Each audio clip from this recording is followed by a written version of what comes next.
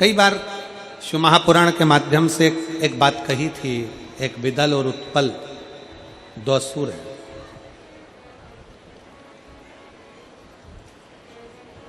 विदल और उत्पल दो असुर हैं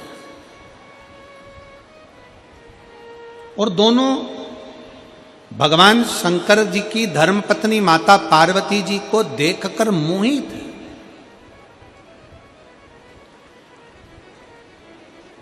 दोनों मोहित। शिव महापुराण की कथा कहती है, भगवान शंकर का चरित्र कहता है, शिव तत्व कहता है, मंदिर जाओ, देवालय जाओ, शिवालय जाओ, शंकर भगवान की स्तुति करो, भजन करो, कीर्तन करो, मना नहीं। पर शिव महापुराण की कथा कहती है कि अपने नेत्रों के द्वारा, अपनी वाणी के द्वारा, अपनी श्रवण शक्ति के द्वारा, अपने शरीर के इन हाथों के द्वारा, पांवों के द्वारा किसी को कोई कभी गलत विचार, गलत सोच, गलत दृष्टि हमारे भीतर प्रवेश ना करे।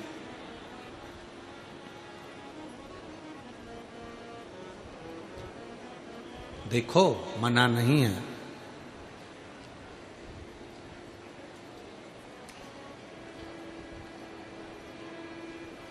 कमाओ उतना जितना खर्च कर सको, खाओ उतना जितना पचा सको,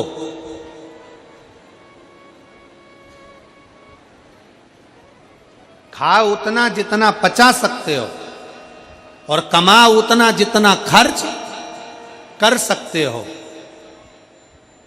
और भगवान की भक्ति में शिव महापुराण का स्मरण, भगवान शंकर को एक लोटा जल चढ़ाने जा रहे हो, शिव की स्तुति गाने के लिए जा रहे हो, शंकर के मंदिर जा रहे हो, शिवालय में जा रहे हो, शंकर का गुणगान करने जा रहे हो, तो वहां पर उतनी देर बैठना जितनी देर तुम्हारा चित्त भगवान शंकर के मंदिर में शिवलिंग पर जल चढ़ाते समय तुम्हारी एकाग्रता, तुम्हारी एकाग्र चित्तता शंकर में रमी रहे, बनी रहे, उतनी देर शिव भक्ति में बैठी।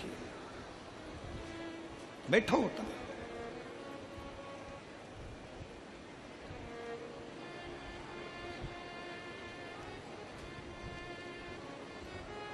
कितना सुंदर कहा है। ब्रह्मा जी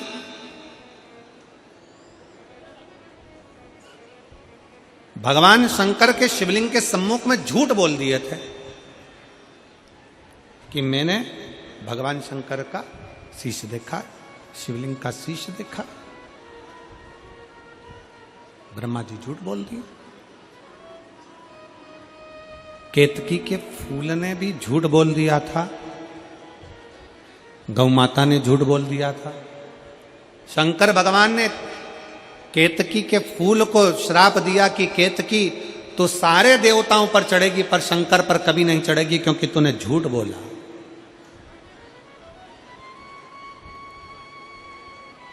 और सुनो गौ माता, हे गौ माता सुनो, गौ माता तूने शंकर के सामने शिवलिंग की साक्षी में, शिव के द्वार पर, शंकर की चौखट पर, शंकर की साक्षी में, शिवलिंग की साक्षी में तूने झूठ बोला है, इसलिए तेरा पूरा शरीर पूजाएगा पर तेरा मुख नहीं पूजाएगा क्योंकि तू झूठ बोली है।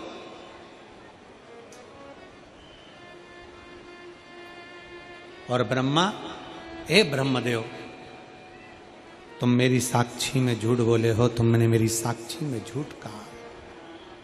ब्रह्मा तुम मेरी साक्षी में झूठ बोले हो, मेरे सम्मुख में, मेरे दरवाजे पर, मेरे शिवलिंग की साक्षी में तुमने झूठ बोला है ब्रह्मा। इसलिए ब्रह्मा तुम्हारा ये झूठ बोलने वाला शीश कटेगा। और कटा। भगवान शंकर ने अपने पांव के अंगूठे का नख तोड़कर फेंका। उस अंगूठे के नख से काल भैरव प्रकट हो गए। काल भैरव ने अपनी अंगुली का नख तोड़कर ब्रह्मा जी का सिर काट दिया। वो कटा हुआ सिर लुढ़कता लुढ़कता गया। ब्रह्मा जी के रक्त से कर्मनाशा नदी प्रकट हो गई और ब्रह्मा जी के शीश से बट वृक्ष बन गया। शिव जी उस वृक्ष के नीचे बैठे तो शंकर जी का नाम बटकेश्वर महादेव पड़ा।